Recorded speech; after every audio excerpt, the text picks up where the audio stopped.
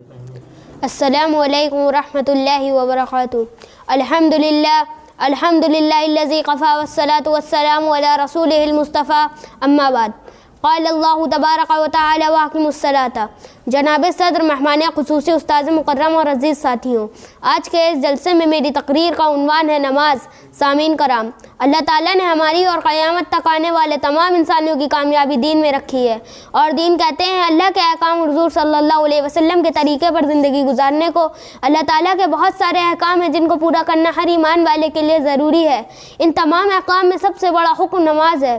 نماز دین کا ستون ہے، اس لیے حضرت محمد صلی اللہ علیہ وسلم نے ارشاد فرمایا، جس نے نماز کو قائم کیا اس نے دین کو قائم کیا، اور جس نے نماز چھوڑ دیا اس نے دین چھوڑ دیا۔ محترم حضرات، نماز اتنا اہم فریضہ ہے، اس کا اندازہ ہم اس سے لگا سکتے ہیں کہ اللہ تعالیٰ نے تمام احکام حضور صلی اللہ علیہ وسلم پر دنیا میں نازل فرمائے، لیکن نماز کا حکم اپنے محبوب کو ساتوں آسمان سے اوپر بلا کر دیا۔ باقی عبادتوں میں نماز کا بہت بڑا درجہ ہے۔ سارے اعمال کا صحیح اور خراب ہونے کا دار و مدار نماز پر ہے۔ ایک حدیث میں اللہ کے نبی صلی اللہ علیہ وسلم نے فرمایا، قیامت کے دن سب سے پہلے نماز کا حساب کیا جائے گا۔ اگر نماز اچھی ہوئی تو باقی اعمال بھی اچھے ہوں گے، اور اگر نماز خراب ہوئی تو باقی اعمال بھی خراب ہوں گے۔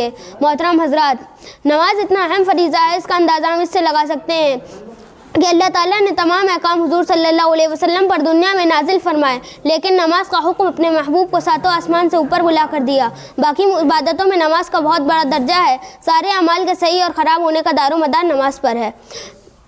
ایک حدیث میں اللہ کے نبی صلی اللہ علیہ وسلم نے فرمایا، قیامت کے دن سب سے پہلے نماز کا حساب کیا جائے گا۔ اگر نماز اچھی ہوئی تو باقی اعمال بھی اچھے ہوں گے، اور اگر نماز خراب ہوئی تو باقی اعمال بھی خراب ہوں گے۔ سارے مسائل کا حل اللہ تعالیٰ نے نماز میں رکھا ہے۔